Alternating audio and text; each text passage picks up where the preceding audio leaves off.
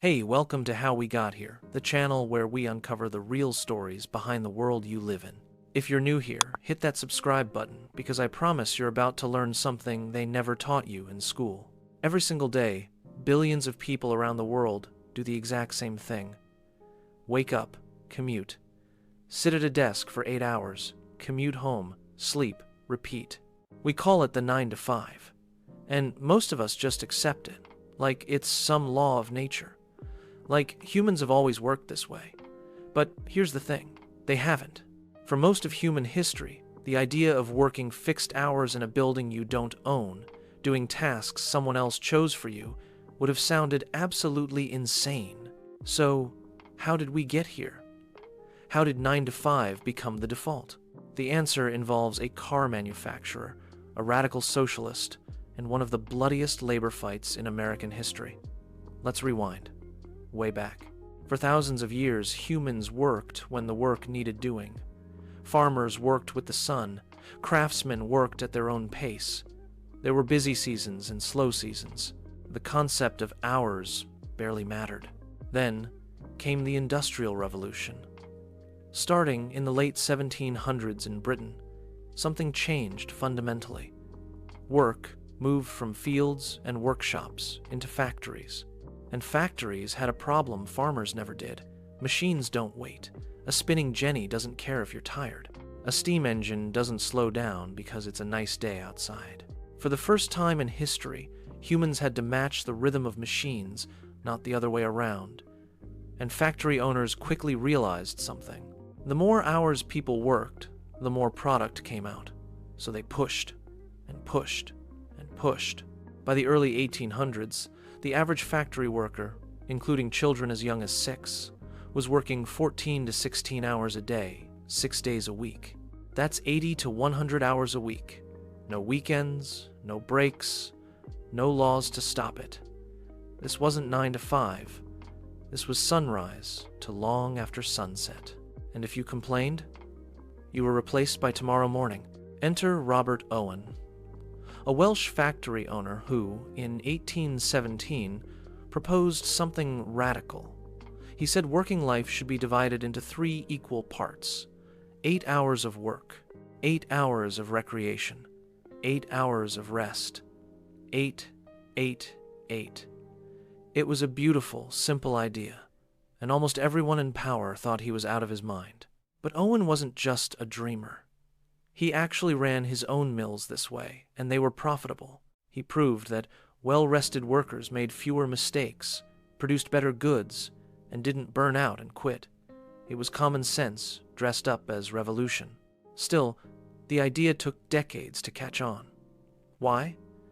Because the people who owned factories were making enormous fortunes off 1 6-hour days. Reducing hours meant reducing profits, or so they believed. So the workers organized. In the 1830s and 40s, labor movements exploded across Britain and the United States. Workers formed unions, went on strike, and demanded basic rights. And the 8-hour day became their rallying cry. 8 hours for work, 8 hours for rest, 8 hours for what we will. You'd hear it chanted at rallies from Manchester to Chicago. But the people in power weren't giving anything up without a fight. And in 1886, that fight turned deadly. May 1st, 1886, Chicago, Illinois. Hundreds of thousands of workers across the United States went on strike. Their demand was simple: an 8-hour workday. In Chicago alone, 40,000 workers walked off the job. For 2 days, the protests were mostly peaceful. But on May 3rd, police opened fire on striking workers outside the McCormick Reaper Works, killing several. The next day, May 4th, a rally was organized at Haymarket Square to protest the police violence. It was a rainy evening. The crowd was peaceful. The speakers were wrapping up. Then the police moved in to disperse the crowd, and someone, to this day, no one knows who, threw a bomb. The explosion killed a police officer instantly. In the chaos that followed, police opened fire. Workers fired back. When the smoke cleared, at least 11 people were dead. 7 police officers and at least 4 civilians. Dozens more were wounded. The aftermath was swift and brutal. 8 labor organizers were arrested, not because there was evidence they threw the bomb, but because they were anarchists who had organized the rally. 4 of them were hanged. The Haymarket affair sent shockwaves through the labor movement. It terrified workers. It gave governments an excuse to crack down on unions. And for years, it set the 8-hour movement back. But it also created martyrs. May first became International Workers' Day, a global holiday commemorating the Haymarket martyrs. Everywhere in the world, except, ironically, the United States. For the next 40 years, the fight continued. Slowly, painfully, state by state, industry by industry, working hours came down. By the early 1900s, many workers had won the 10-hour day, but 8 hours remained the dream. Then, in 1914, a man who wasn't a socialist, wasn't a labor organizer, and definitely wasn't doing it out of the goodness of his heart, changed everything. Henry Ford. Ford didn't care about workers' rights. He cared about selling cars. And he had a problem. His workers were quitting faster than he could hire them. Turnover at his factories was over 300% per year. Training new workers constantly was expensive and inefficient. So Ford did 2 revolutionary things at once. He doubled his workers' wages to $5 a day, an unheard-of sum. And he cut the workday from 9 hours to 8. Other industrialists called him crazy. They said he'd go bankrupt. Instead, something remarkable happened. Productivity went up. Way up. Workers were less tired, made fewer mistakes, and actually showed up consistently. Turnover plummeted. And because Ford's workers now had money and free time, they started buying the very cars they were building. Ford had accidentally proven what Robert Owen said a century earlier: shorter hours make better workers and better customers. In 1926, Ford went even further. He introduced the 5-day, 40-hour workweek, Monday through Friday, 8 hours a day. Sound familiar? Other companies saw Ford's results and started copying him. The dominoes were falling. Then came the Great Depression. By the 1930s, millions were unemployed. President Franklin D. Roosevelt needed solutions, and one idea kept coming up. If everyone worked fewer hours, more people could have jobs. In 1938, Roosevelt signed the Fair Labor Standards Act.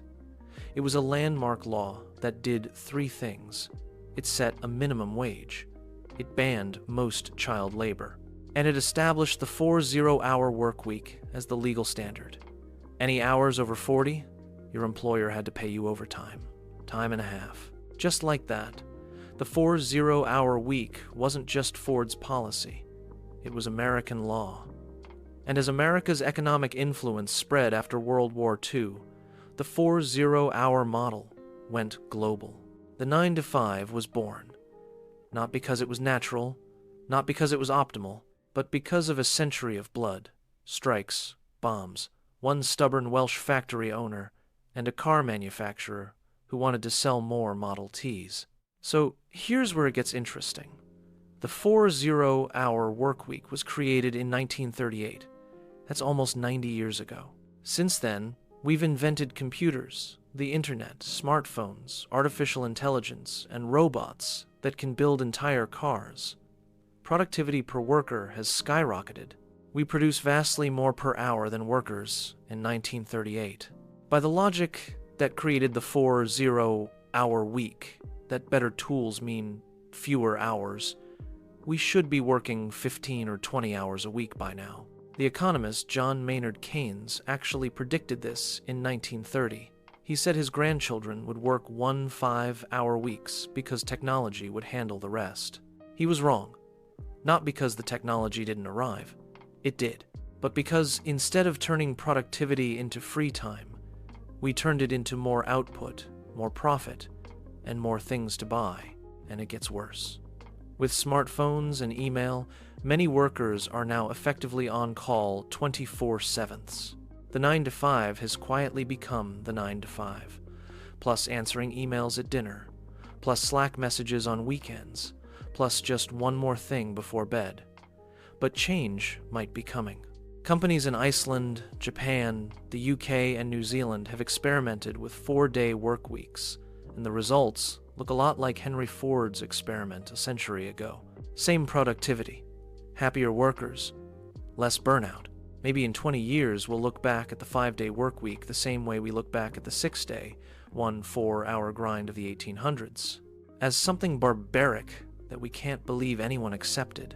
The 9 to 5 feels permanent, like gravity, like it's just the way things are. But it's not. It was invented by specific people for specific reasons at a specific time in history.